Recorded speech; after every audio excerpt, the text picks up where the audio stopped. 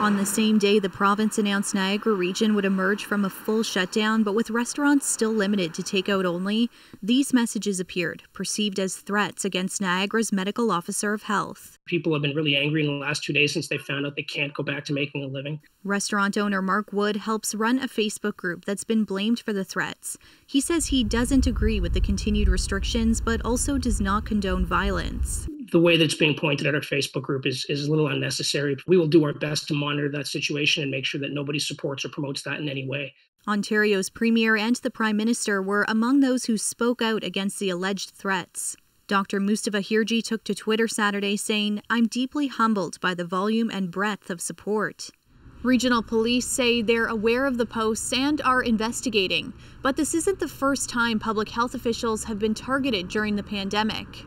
I've had to have security in my house. I've had death threats. Top doctors in BC, Saskatchewan, and Windsor, Ontario have spoken publicly about the dark side of their roles. In December, an anti-masker made racist comments against Dr. Saqib Shahab as a group protested outside his home.